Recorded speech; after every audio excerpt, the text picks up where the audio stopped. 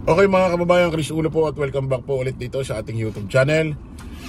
Pag-usapan ho natin mga kababayan, mga ka-analyze, ito hong ginawang pasabog ni Governor ho ng Bulacan na si Governor Dan Fernando, na kung saan ay wala raw ho siyang alam.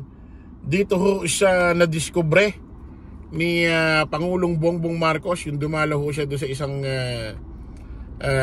lugar ho ng Bulacan na kung saan may ghost flood control project. At lahat ho ng ghost flood control project dito sa Bulacan wala hong alam si Governor Dan Fernando. Pakinggan ho natin to mga kababayan. Proyekto yan ng DPWH. Itong binigyang diin ng pamahalaang lungsod ng Baliwag matapos tukuyin ni Pangulong Ferdinand Marcos Jr. ang isang umano'y ghost project na river hall sa Barangay Piel, Baliwag, Bulacan kahapon. Ayon sa LGU, hindi dumaan sa kanilang tanggapan ang proyekto.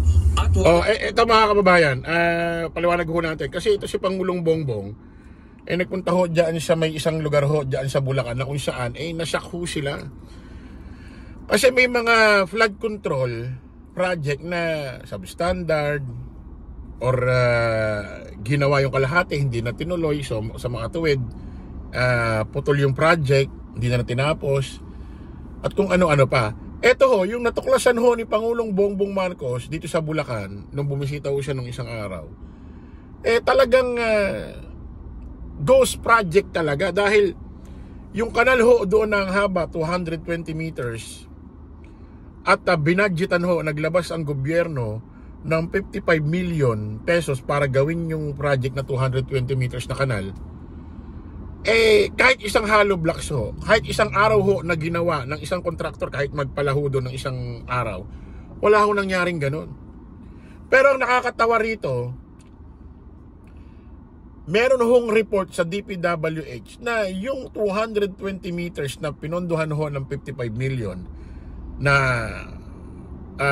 ghost project na yon, meron hong report sa DPWH na 100% completed transaction na. Ibig sabihin tapos na, nangyari na.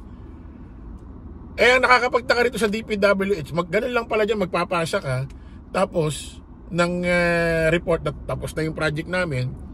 Wala ho silang ginagawang inspection doon sa mga lugar na kung saan kung totoo bang ginawa. Maniniwala ba kayo doon na hindi sangkot itong mga ito? Especially ito si Bunuhan, yung sekretary ho ng DPWH. Pakinggan natin to. At walang naging koordinasyon mula sa DPWH. Mariin nilang kinundina ang nasabing panuloko at tiniyak na mas paigtingin ang pakikipag-ugnayan sa pambansang ahensya upang maproteksyonan ang pondo ng bayan. Bukod sa Baliwag, ilang lugar pa sa Bulacan ang naiulat sa sumbong sa Pangulo website na may substandard o palpak na flood control project. Gaya na lang ng ilang flood control sa Kalumpit at Agunoy na kabilang sa mga pinakabahaing lugar sa Bulacan. Actually talaga hindi nakakatulong kasi nga ang bungi-bungi ang nangyayari. Dapat doon, kunyari yung umpisa sa Kalumpit, tapusin muna yung buong bayan ng Kalumpit. Kaya punta-punta ang ginagawa nila. Siguro iba-iba kontraktor. Walang magandang epekto para kay Kapitan Enrico Cruz ng Barangay San Juan, Hagunoy, Bulacan ang flood control project na ginawa sa ilang barangay sa bayan ng Hagunoy at Kalumpit. Tulad na lang anya sa barangay nila, may dalawang ang river wall pero magkalayo naman. Anya, ginawa ang river wall nang wala silang idea sa construction project. Ayon sa opisyal, may posibilidad rin na substandard ang materyales na ginamit at palpak ang pagkakagawa nito dahil hindi naman ito nakatulong para maibsan ang baha sa kanilang barangay. Hihingan namin sila ng program of works. Walang binibigay sa amin para malaman namin kung gaano talaga yung haba ng sheet pile ay binapangulitan sa project. Pinaalaan talaga yung pulido pagkakagawa, hindi yung tinitipid nila yung substandard na sinasabi. Hindi pagpak yung dinadaya nila yung tayo naman, wala naman tayong control para doon sa ganon. Para naman sa ilang residente ng Barangay San Juan, nahihirapan sila lalo na kapag high tide at may bagyo. Ang nangyari kasi, portion siya. Kumbaga, wala naman din magandang dulot na nagawa. Kumbaga, nagawa lang siya, may masabing, nagkaroon ng flood control, pero wala naman din saysay kasi hindi naman kabuuan na napipigil yung pagdaloy ng tubig. Sabi nga nila kung di na ungkat yan hindi naman din malalaman na Bulacan pala pinakamalaking project na pinagtuunan ng project ng flood control. Ay naman kay Aling Maria Cristina, residente sa Barangay San Jose, Kalumpit. Nais rin niya sanang paimbestigahan ang flood control project sa kanilang barangay sa San Jose. Duda rin siya kung bakit hindi pa rin ito nagagawa. Tapos po hanggang doon po sa may mito natapos. Pero ito pong amin, tagal na po. Hindi ko po kasi alam po ano po yung kontraktor nito. Ang sabi po nila, pag natapos daw po ito, isusunod daw po ito. Hanggang ngayon po, wala pa rin pong nagaganap na riprap or dike dito po sa barangay ng San Jose. Pag walang flood control, pag po nag-high tide, dire-diretso po yung tubig sa amin.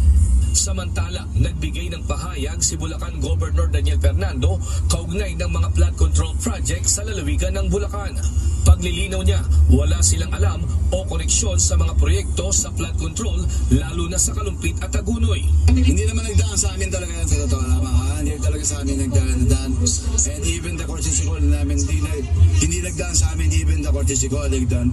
Pero yung masasabi kong ghost project, sila nakakaalam nun Hindi ko naman alam talaga yung mga ghost project nila. Totoo, ang nakakaalam talaga ng ghost project, mga kababayan, national, DPWH. Lalo na yung na-discover ni PBBM na yung 220 meters na kanal ay lalagyan ng flood control na ang budget 55 million. Paano mo malalamang mayroong project doon? Kahit isang hollow blocks, wala akong nakatayo. So paano mo malalaman may project doon? Wala akong nasimulan. Kahit sino dumaan doon, di mo malalaman. Ang nakakaalam lang talaga niyan, DPWH, tsaka yung kontraktor. At yung may mga flood control project doon na substandard at mga hindi natapos, hindi rin daw dumaan sa kanilang munisipyo. Walang nakakaalam. Panahon na siguro, mga kababayan, na yung budget ng flood control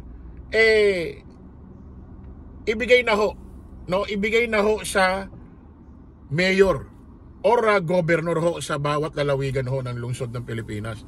Sa kanila ho na ho ay pagkakatiwala dapat. Sila na makikipag-usap sa mga kontraktor or sa DPWH.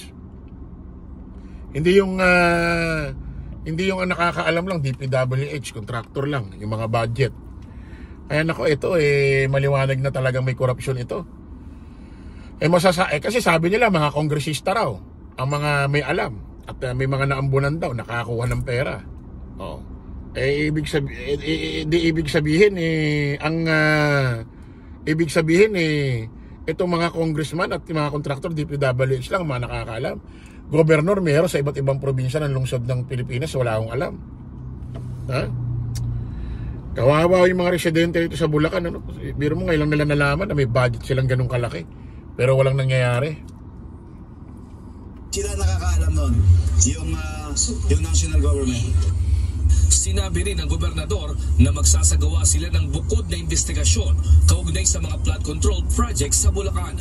Maghihintay lang po kami sa investigasyon nila at hindi ko sila pwedeng pangunahan muna.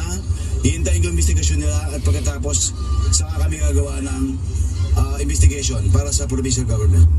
Nestor Torres, UNTV News and Rescue. Ano masasabi mo dyan sa lugar mo? Senador Joel Villanueva, na kung saan sabi mo dati nag-iingay ka, may mga binabanggit ka bang kontraktor noon? Kasi mga kababayan, sa totoo lang, may iba, kunyari nag-iingay pero para makakuha lang. Pero pagka nakakuha na, tahimik na. Kasi itong mga flood control budget na ito, na mga ghost project, ito in-email lang doon sa website ni PBBM na siya mismo ang makakabasa. In-email lang to. Lumalabas ng DPWH, parang itong Secretary Sibunuan, parang malinis. Parang lahat walang alam. Sinisisi niya pa yung mga tauhan niya na nasa baba, nasa laylayan ng kanyang opisina. Yun daw ang kumamal ng pera. Tapos ikaw wala. Wow. Para napaka-imposible naman ho yan, mga kababayan. Okay mga kababayan, kita-kita ulit tayo sa panibagong vlog. Maraming salamat. Happy weekends, happy Friday. Bye-bye po.